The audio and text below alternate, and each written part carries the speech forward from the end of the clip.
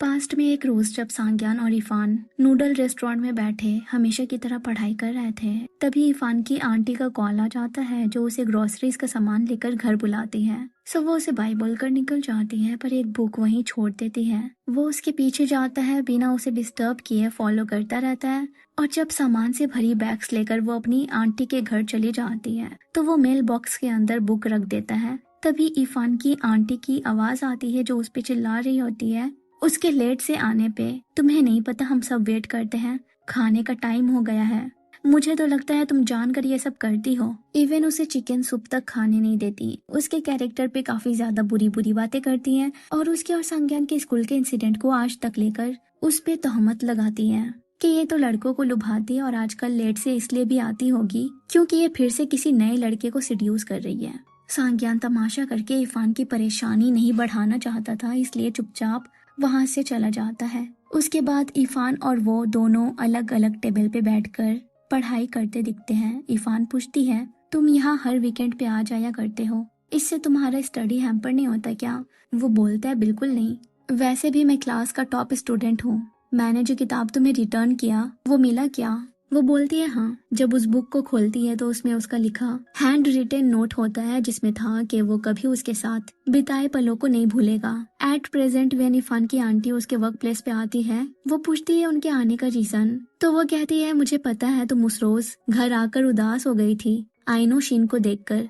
इस बारे में मैंने तुम्हारी माँ से बात की, कहा तुम समझदार लड़की हो। फिर वो अपने फोन में उसके लिए एक लड़का दिखाती है। इरफान गुस्से में उनका फोन हटा देती है जो गिरकर टूट जाता है। उसकी आंटी कहती है तुम्हें इसके लिए पे करना पड़ेगा। इरफान को उनसे अनकंफर्टेबल देखकर जुआंग उन्हें यहाँ से जाने को कहता है, पर वो इरफान के साथ अपने रिश्ते को बताकर अड़ी रहती है। सो वो भी इरफान का बॉयफ्रेंड होने का प्रिटेंड करता है ताकि वो चुपचाप यहाँ से निकल जाए, लेकिन वो तो उससे बहस करने लग जाती है। इरफान के पुराने जख्म ताज़ा हो जाते हैं जब वो उनके घर रहा करती तो किस तरह से उस पर जुल्म होते थे। अभी वहाँ सिक्योरिटी गार्ड आ जाता है तो वो वहाँ से गुस्से में जाते हुए कहती है, ये मैटर अभी खत्म नहीं हुआ। बाद में इरफान के कॉलीग उसके पास ब्रेकफास्ट लेकर आते हैं और कहते हैं, इसे खाओ, अपने हेल्थ का ध्यान रखो। उस रात जब सांग्यान घर आता है तब इरफान ऑलरेडी अपने रूम में होती है और काफी टाइम तक बाहर नहीं आती। तभी वो फिर से स्लीप वॉक करते हुए रूम से निकलती है। सांग्यान कहता है, ऐसा तुम्हारा रात को बाहर निकलना डरावना लगता है।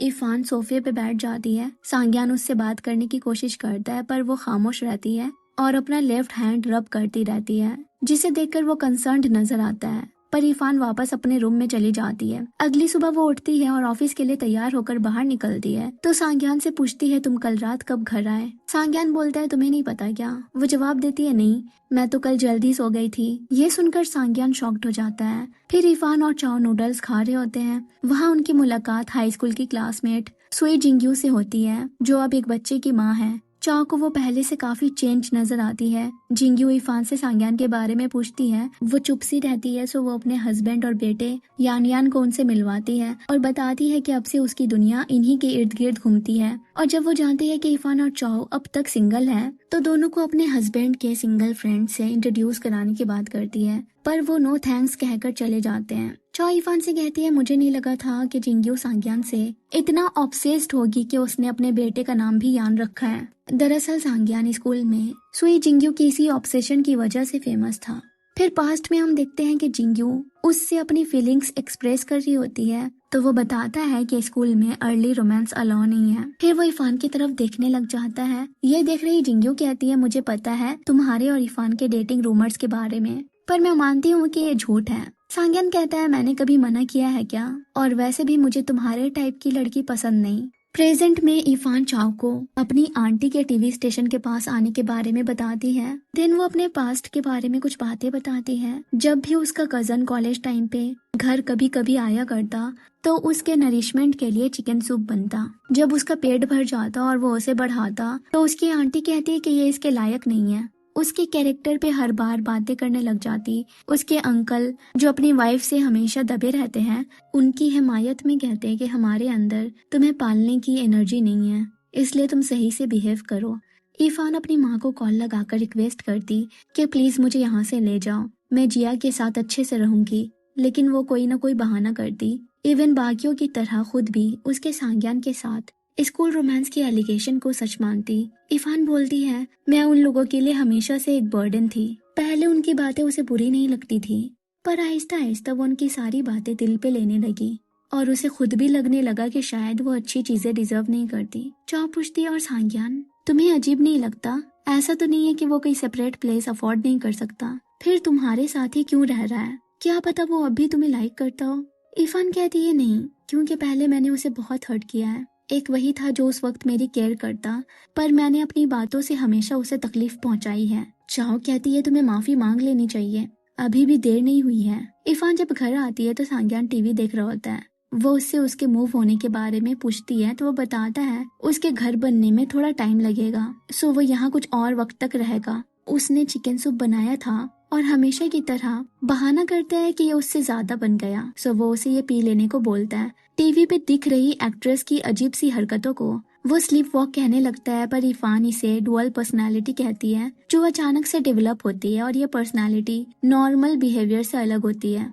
पर स्लीप वॉक डीप स्लीप में होता है, इसमें इंसान मीनिंगलेस चीजें करता है फेमिलियर सराउंडिंग में। सांग्यान पूछता है, तुम्हें इतना कैसे पता? तो इरफान कहती है, मुझे पहले स्लीप वॉक डिसऑर्डर था। वो बताती है कि यह उसके डैड के गुजर जाने के बाद से ट्रिगर हुई। उसके अंकल के प्लेस और कॉलेज में भी उसके साथ ये हुआ, जो बाद में ठीक हो गई। सांग्यान कहता है, तुम्हें कैसे पता कि तुम उसके बाद स्लीप वॉक नहीं करती? इरफान कहती है, क्योंकि अभी तक मुझे किसी और ने नहीं बताया कि मैं ऐसा करती हूँ। इवन जहाँ वो पहले रहती थी वहाँ पे भी इस बारे में किसी ने नहीं बताया। लेकिन उसके एक्सप्रेशन देखकर पूछती है, क्या कभी मैंने तुम्हारे सामने स्लीप वॉक किया है? सांग्यान कहता है, हाँ। वो पूछती है, क्या ये पिछली रात की बात है? मैंने कुछ किया तो नहीं ना? वो कहता है, तुम सोफे पे सर झुकाकर बैठे अपना लेफ्ट हैंड कॉन्स्टेंटली रब कर रही थी। वो उसे ऐसे स्लीप वॉक करके डराने पे सॉरी कहती है। वो बोलता है, नहीं, मुझे डर नहीं लगता, मैं बड़ा हो गया हूँ। वैसे भी वो पहली बार नहीं था। वो घबरा कर पूछती है, उस टाइम उसने क्या किया था? सांग्यान कहता है, तुम पहले मेरे पास आई और मुझे हक किया और हाँ, किस भी किया था। इरफान काफी एम्बेरेस्ड होती है, उसका पूरा चीक रेड हो जाता है। सांग्यान पूछता है, क्या वो तुम ठीक तो हो ना? तुम्हें फीवर तो नहीं? इरफान मुंह छुपाकर बोलती है कि नहीं, ये सूप बहुत गर्म है ना, इसलिए। वो उससे पूछती है, तुमने मुझे इस बारे में पहले क्यों नहीं बताया? वो याद दिलाता है उसने उसे मैसेज करके बताने की कोशिश की थी। वो बोलती है, स्लीप वॉक में मैं भले ही तुमसे टकराई हूँ, पर किस, ये तो नहीं हो सकता। वो बोलता है, यार तुम्हें क्या लगता है मैं तुम्हें बदनाम कर रहा हूँ क्या, जबकि तुमने मेरा फायदा उठाया था? वो पूछती है, आखिर उसने उसे कहाँ किस किया? वो अपने लिप्स की तरफ इशारा करता है, जिसपे वो उसे वो सीन दोबारा क्रिएट करने को कहती है, क्योंकि ये किस वाली बात उसे झूठ लग रही है। सांग्यान मान जाता है। वो दोनों साथ खड़े होते हैं। इरफान देखती है कि उसकी हाइट उतनी नहीं है कि आराम से ऐसा कुछ कर सके। या तो उसने अपना पैर उठाया होगा या तो सांग्यान ने खुद को झुकाया होगा। ये करते हुए दोनों काफी क्लोज आ जाते हैं, जिसकी वजह से इरफान पीछे हट जाती है और कहती है, अगर मैंने आगे कुछ गलत हरकतें की तो मुझे पंच कर देना। वो कहता, तुम संभाल लोगी?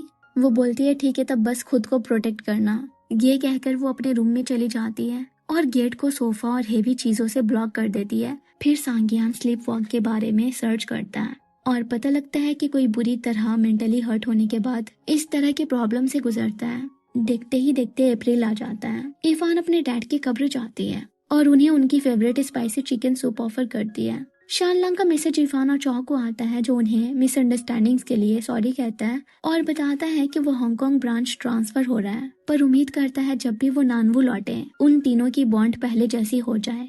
एक रोज सांग्यान चिकन सूप लेकर घर आता है और इरफान से कहता है कि ये सूप स्पेशली तुम्हारे लिए है। वो इमोशनल होकर ये पीती है, फिर वो अपने रूम में सोने चली जाती है। उस रात वो फिर से स्लीप वॉक करते हुए बाहर आती है और सांग्यान उसे देखकर कहता है, पता था ये फिर से होगा। वो उस पे नजर रखता है ताकि उसे कोई चोट ना आए। इरफान सोफे पे बैठती है, फिर उसकी तरफ देखती है जो उससे बातें करने की कोशिश करता है, लेकिन वो चुपचाप खड़ी हो जाती है। दिन अचानक से गिरने पड़ने लगती है, तभी सांग्यान उसे पकड़ लेता है। फिर इरफान आहिस्ता आहिस्ता उसकी ओर झुकने लगती है और आखिर में अनकॉन्शियसली किस कर देती है। एक रोज जब इरफान स्कूल की छत पे डांस कर रही थी, तब सांग्यान ने उसके हाथ के चोट को देखकर पूछा, ये कैसे लगा? एक्चुअली स्लीप वॉक करते टाइम जब इरफान फ्रिज से चावल निकाल कर खाने लगी और आधी रात में ये देखकर उसका कजन डर गया, तो उसने एक डंडे से उसके हाथ पे मारा और चिल्लाने लगा।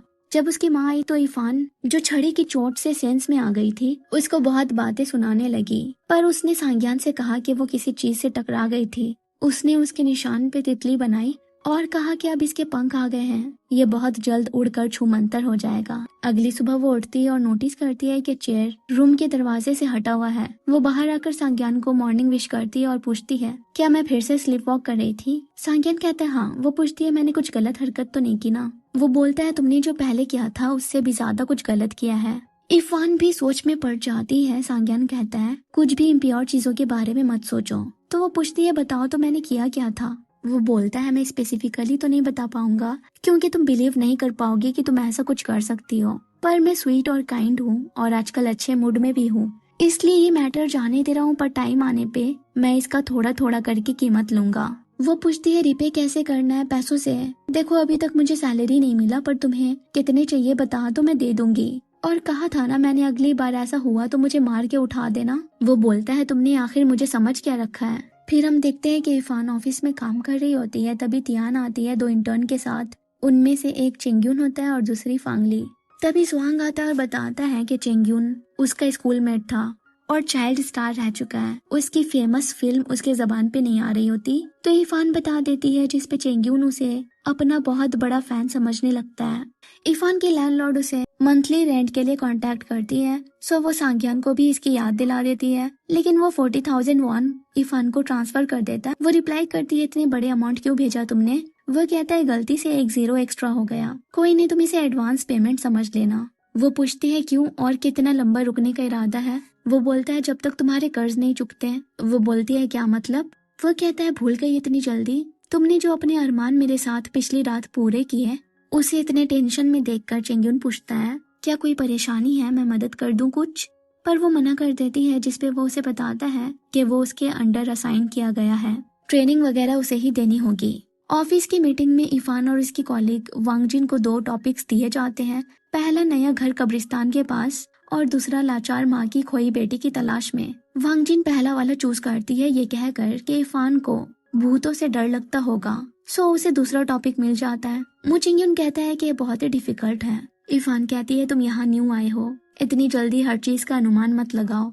तो वो कहता है, ठीक है, अगर मैंने उस माँ की बेटी को ढूंढ दिया तो तुम मुझे इनाम दोगी? इरफान को यह सुनकर सांग्यान की याद आ जाती है, जब उसने उसे रिवॉर्ड दिया था आर्ट एग्जाम पास करने पे, और कहा था कि जब वो भी कॉलेज एंट्रेंस में अच्छा करेगा तो उसे कुछ देना होगा। इरफान के पास चेंग्यून आके कहता है कि गुमशुदा लड़की की माँ नानवू से यही गई है अपनी बेटी को ढूंढने जहाँ वो रहा करती थी, सो अब उन्हें भी वहाँ जाना होगा। सबका वर्क टाइम ओवर हो जाता है। चाओ इरफान को पिक करने आती है। चेंग्यून उसके पीछे होता है और वो चाओ को खुद के बारे में इंट्रोड्यूस करता है। देन वो दोनों उसे भाई बोलकर चले जाते हैं। रेस्टोरेंट में बैठे चाओ इरफान से कहती है, मुझे लगता है कि वो लड़का तुम में इंटरेस्टेड है। इरफान बोलती है, नहीं, वो बस अपने काम के लिए सीरियस है। दिन वो चाओ को आज रात अपने रूम नाइट स्टे के लिए रुकने की बात करती है और वजह बता देती है कि उसे स्लीप वॉक होता है, जिसे सांग्यान ने देख लिया है, सो वो चाहती है चाओ उसे मॉनिटर करे। वो मान जाती है। दोनों घर आते हैं, टीवी देखते हैं। इरफान नोटिस करती है कि सांग्यान अभी भी घर नहीं आया। फिर अचानक से उसे और जियासू को अपने रूम से बाहर निकलते हुए देखती है।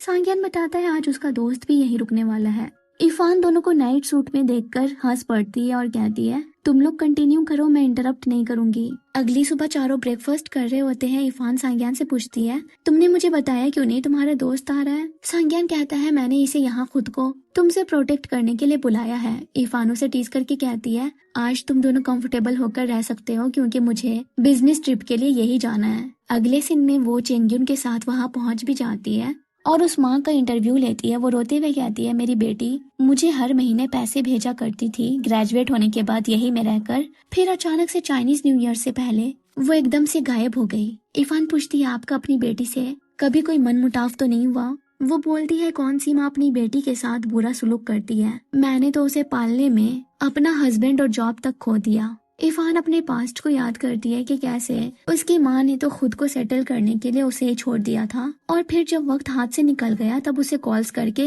रोती और माफी मांगती अपनी जिम्मेदारी ना निभाने पे। इरफान उस औरत की बिहेवियर अपनी माँ की बिहेवियर से रिलेट कर पा रही थी। इंटरव्यू लेने के बाद जब वो चेंग्यून के साथ बाहर आती है तो वो बताता है कि उसे उस माँ की ममता थोड़ी सफोकेटिंग लगी। मे भी उसी वजह से उनकी बेटी उन्हें कांटेक्ट नहीं कर रही है। इरफान बोलती है, पर उस लेडी को नहीं लगता कि वो कहीं से भी गलत है। तभी तियान का कॉल आता है जो इन्फॉर्म करती है कि उसकी बेटी का पता लग गया वो हांगकांग के एक डांस स्टूडियो में काम कर रही है। इरफान सांगियन को बताती है कि वो हांगकांग जा रही है, इसलिए घर आने में 1-2 दिन और लग जाएगा। पीछे से चेंग्यून की आवाज आती है तो सांगियन पूछता है ये कौन है। इरफान बताती है ये मेरा इंटर्न है, वही जिसको तुमने सुपरमार्केट के बाहर देखा था। देन वो और चेंग्यून हांगकांग पहुंचते हैं। एक स्टूडियो के रिसेप्शन में जाकर खुद की पहचान बताते हैं कि वो नानवू के रिपोर्टर्स हैं और लिन यूनचिंग नाम की लड़की को ढूंढ रहे हैं। रिसेप्शनिस्ट कहती है ऐसी कोई लड़की यहाँ तो नहीं है, किसी और स्टूडियो में जाकर पूछ सकते हैं। फिर वो दोनों बाहर आ जाते हैं। चेंग्यून कहता है हमें कोई दूसरा तरीका अपनाना चाहिए।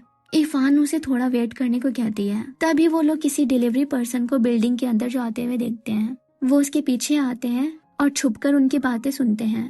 डिलीवरी पर्सन रिसेप्शन के पास आकर पूछता है लिन यूचिंग कौन है। रिसेप्शनिस्ट कहती है मैं हूँ। जब वो उसे उसका ऑर्डर देते हैं तो वो बोलती है कि ये उसने नहीं मंगवाए। तभी वो दोनों बाहर आते हैं। इरफान बताती है कि ये लंच उसने ऑर्डर किया था। लिन कहती है कि मुझे इंटरव्यू नहीं देना। इरफान बोलती है मैं बस तुमसे बात करना चाहती हूँ, तुम परेशान मत हो, तुम्हारी माँ को कुछ पता नहीं है। लिन उसे कहती है अपने फोन के कैमरा ऑन करने को और रिकॉर्डिंग में बोलती है मैं जहाँ हूँ ठीक हूँ, अब मेरी खुद की फैमिली है तो मुझे ढूंढना बंद कर दो। इरफान पूछती है तुम्हें और कुछ नहीं कहना। वो बताती है कैसे उसकी माँ ने किसी दूसरे आदमी से शादी कर ली और उसके साथ एक बच्चा भी हुआ। जब वो उनके बच्चे के साथ कहीं चले गए तब जाकर उन्हें याद आई कि उनकी कोई बेटी भी है। अब वो अकेली पड़ गई है तो वो उसे इमोशनल ब्लैकमेल करती है ताकि वो उन्हें मेंटेनेंस भेजा करे। इरफान बताती है कि उसकी माँ भी कुछ ऐसी ही है। वो पूछती है अगर तुम होती तो क्या उन्हें माफ कर देती। वो बोलती है फ्यूचर का तो नहीं मालूम लेकिन अभी नहीं माफ कर सकती। इरफान उस डांस स्टूडियो में एक बच्ची को परेशान दिखती है जिससे कुछ स्टेप्स ठीक से नहीं हो रहा था। सो वो उसे डेमोन्स्ट्रेट करके बताती है इसको कैसे परफॉर्म करना है। फिर वो चेंगिन के साथ वहाँ से सबको गुड बाय बोलकर निकल जाती है। नानवू एयरपोर्ट में चेंगिन की सिस्टर उसे पिक करने आती है और इरफान से पूछती है तुम्हें अगर कोई पिक करने नहीं आ रहा तो क्यों ना हम तुम्हें ड्रॉप कर दें। तभी सांग्यान आ जाता है और कहता है कि मैं अपने दोस्त को छोड़ने आया था, सोचा कि तुम्हें भी पिक कर लूं। फिर वो उसके साथ चल देती है। ड्राइविंग करते वक्त सांग्यान इरफान से पूछता है क्या हांगकांग में उसने स्लीप वॉक किया था। उसने कहा नहीं, जिससे सांग्यान का टेंशन कम हो जाता है। फिर उससे पूछता है कि तुम अपने कॉलेज फ्रेंड से मिली या यही घूमने गई। उसने कहा नहीं, क्योंकि भले ही वो वहाँ 4 साल पढ़ाई के लिए रही और 2 साल इंटर्नशिप के लिए, लेकिन उन सालों में एक भी यादें ऐसी नहीं थी जिसने उसे खुशी दी हो। काम पे भी गलती ना होने पे भी बदनाम हुई। उसने खुद ही यही दिल्ली से रिजाइन कर दिया और नानवू जाने का फैसला लिया। वो अभी सांग्यान से पूछती है तुमने बताया था तुम वहाँ गए थे, पूछ सकती हूँ क्यों। उसने बोला एक ओल्ड फ्रेंड को देखने गया था। कुछ साल पहले वेनिफान ने अपने आर्ट एग्जाम के लिए ट्रैवल किया और सांग्यान उसके साथ गया था। उसने उसके लिए होटल रूम अरेंज किया और खुद भारी बर्फ के बावजूद बाहर खड़े होकर उसकी सेफ्टी का ध्यान रखता रहा। जब वेनिफान डांस प्रैक्टिस कर रही थी उसने उसे मैसेज करके मोटिवेशन दिया और उसी कॉन्फिडेंस के साथ वो स्टेज पे गई। पूरी जर्नी में सांग्यान हमेशा उसके साथ रहा, एक स्ट्रॉन्ग सपोर्ट और प्रोटेक्टर बन के। एट प्रेजेंट इरफान लिन की माँ को उसकी वीडियो दिखाती है और कहती है अगर वो आपको देखना नहीं चाहती तो आप भी अब उसको ढूंढना बंद कर दीजिए, और उनको कुछ पैसे भी देती है जो लिन ने उनको देने के लिए दिया था ताकि वो अपनी नई जिंदगी शुरू कर सके और उसे भी उसकी जिंदगी में खुश रहने दे। इरफान जब एडिटिंग कर रही होती है तब मुचेंगू और उसके बाकी कॉलीग आके उसे वेलकम पार्टी में आने को इंसिस्ट करते हैं। इरफान कहती है ठीक है, काम खत्म होने के बाद मैं आने का ट्राई करूंगी, पर काम खत्म होते होते रात हो जाती है। इरफान घर के लिए निकलती है तभी वहाँ मिस्टर गा आते हैं और इरफान से कहते हैं वेलकम पार्टी में चलने को, पर वो जाने से मना कर देती है, जिसपे वो बोलते हैं ये जगह यही से बिल्कुल अलग है, यहाँ सब अच्छे हैं और अगर तुम्हें कोई परेशान करे तो मुझे बताना। अब तुम अपना बैग ले आओ, मैं कार स्टार्ट करता हूँ। फिर वो लोग पार्टी में जाते हैं। वेलकम पार्टी सांग्यान के रेस्टोरेंट बार में होती है। सब बहुत एंजॉय करते हैं। इरफान भी साइड में खड़ी होकर बबल्स फोड़ रही होती है। तभी सांग्यान बाहर आ जाता है और उसे बताया जाता है उसके दोस्त ऊपर पार्टी कर रहे हैं। वो जब वहाँ देखता है तो इरफान को अकेले मजे करते हुए पाता है। उसी मोमेंट पे चेंग्यून इरफान के लेफ्ट साइड खड़ा हो जाता है और कहता है कि वो उसके दिल के थोड़ा करीब होना चाहता है, इसलिए लेफ्ट साइड आ गया। तभी स्वांग आकर इरफान से पूछता है आज वो हैंडसम दिख नहीं रहा। चेंग्यून क्यूरियस होता है किसकी बात हो रही है, सो वो उसे सांग्यान का वायरल मीम दिखाता है। चेंग्यून जिसे लग रहा था कि उसने इसे कहीं तो देखा है, याद आते ही बताता है कि ये उसी के यूनिवर्सिटी में पढ़ता था। ये उन सीनियर्स के साथ सेम क्लास में था जिसे वो काफी अच्छे से जानता है।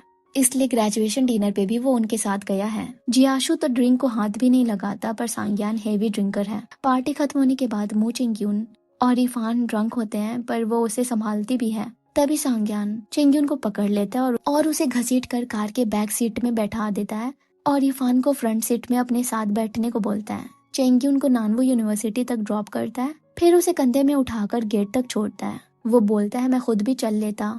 वह कहता है क्यों, अब हैंगओवर खत्म हो गया। वैसे तुम्हारी एक्टिंग बहुत ही बेकार है, देखो तुम बच्चे हो, ये सब मैं करके बैठा हूँ, समझे। जब वो कार में वापस आता है तब इरफान पूछती है चेंग्यून कैसा है अब। वो बोलता है तुम्हें अब तक समझ नहीं आया, वो एक्टिंग कर रहा था ड्रंक होने का। ये सुनकर उसे याद आती है हाई स्कूल के टाइम पार्टी के बाद जब सांग्यान ने ड्रंक होने की एक्टिंग की थी और वो बेचारी सच समझ बैठी। रास्ते भर उसे उसको पकड़ कर ले जाना पड़ा। वो भी हंसने लगा और आखिर में बताया कि उसने तो बस जूस पिया था। इरफान उसी की तरह एक्टिंग करके बताती है कैसे वो भी इस तरह की हरकतें किया करता। अपार्टमेंट वापस आते ही इरफान लिफ्ट से निकलते वक्त लड़खड़ा जाती है और सीधे सांग्यान के आर्म्स में गिर जाती है। वो मजाक में कहता है कि शायद तुम मुझे परस्यू करने की कोशिश कर रही हो, अगर ये स्ट्रेट फॉरवर्ड होती तो मैं कंसीडर भी कर लेता।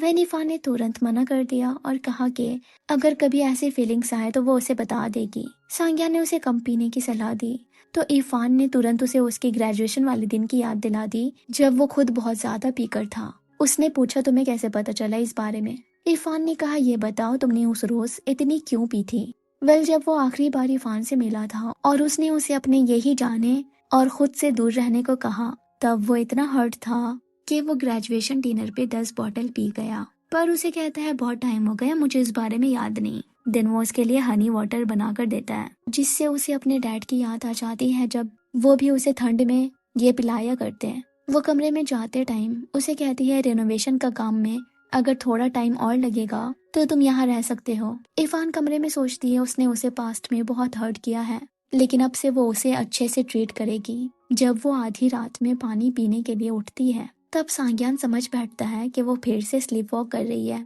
पर वो तो पूरे होशो हवास में होती है, लेकिन उसके सामने नाटक करती है ताकि इसी बहाने वो कर सके जो 8 साल पहले करना चाहती थी। वो सीधे उसके पास आती है और उसे हग कर लेती है। वो भी उसे गले लगाता है। थोड़े टाइम तक ऐसे पकड़े रहने के बाद इरफान अपने रूम में चली जाती है। सोचती है इस बार तो मैंने सच में उसका फायदा उठा लिया, क्या ये ड्रिंक करने का साइड इफेक्ट है। अगले दिन नाश्ता करते वक्त वो उससे पूछती है क्या कल रात भी मैंने स्लीप वॉक की।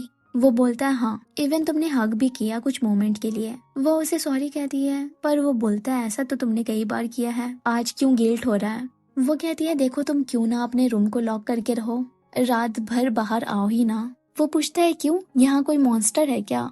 वैसे तुम्हारा स्लीप वॉक बड़ा ही अजीब है, इसमें तो तुम बाकियों का फायदा भी उठाती हो। वो बताती है उसने पहले कभी ऐसा नहीं किया। वो कहता है अच्छा तो तुमने आज तक सिर्फ मेरा एडवांटेज लिया है, कहीं ये तुम्हारा फ्लर्ट करने का तरीका तो नहीं है, या क्या पता ये तुम्हारा स्लीप वॉक ही ना हो। वो नजरें चुराते हुए बोलती है नहीं तो ऐसा नहीं है। वो कहता है देखा जाए तो हम जब भी इस बारे में बात करते थे तुम हमेशा बहाने बनाती थी, लेकिन अब काफी शांत लग रही हो। वो नर्वस होकर कहती है ऐसा कई बार हो गया है ना, इसलिए आदत हो गई है। जब वो टीवी स्टेशन के लिए निकलती है तब सांग्यान उसे राइड देने की बात करता है और वो मना नहीं करती। रास्ते में उसे बताता है उसने उसका शर्ट भी लिफ्ट करने की कोशिश की, जिसपे उसने बोला पर मैंने ऐसा कुछ किया ही नहीं, मेरा मतलब था तुमने कहा था ना, मैंने सिर्फ तुम्हें गले लगाया था। वो बोलता है हाँ शायद मैं मिक्सअप कर रहा हूँ, ये इतनी बार हो गया है ना कि याद नहीं रहता। गेट के पास पहुंचकर वो चिंग्यून को देखता है। इससे पहले कि इरफान बाहर निकले उसे बताता है कि उसके सर के पीछे कुछ है, पर ये तो एक्सक्यूज था। वो इसे निकालने के बहाने से उसका सर सहलाता है। चिंग्यून भी ये सब देख लेता है तो उससे पूछता है क्या वो दोनों डेट कर रहे हैं। तभी इरफान का पार्सल आता है जो काफी हैवी होता है, इसलिए चिंग्यून ये ले जाने में उसकी हेल्प कर देता है। फांगली और बाकी सभी एम्प्लॉयज बातें करते हैं कि ये दोनों हमेशा साथ आते हैं और साथ निकलते हैं, मे भी दोनों डेट कर रहे हैं। पैकेज के अंदर से स्लीपिंग बैग निकलता है जो चाओ ने भेजा था ताकि इरफान को अच्छे से नींद आए और उसका स्लीप वॉक ट्रिगर ना हो। रात तक जब वो अपार्टमेंट आती है तब टेंग्यून को देखती है जो बताता है तियान ने कहा था कि उसका रूममेट मूव आउट हो रहा है और वो भी डॉम से हटकर कहीं रेंट लेना चाह रहा था, इसलिए उसका प्लेस चेकआउट करने आया। इरफान हेजिटेट करती है पर चेंग्यून ने बोला यहाँ तक आ गया हूँ तो देख ही लूं। अंदर जब सांग्यान उसे भी देखता है तो उसका मूड ऑफ हो जाता है।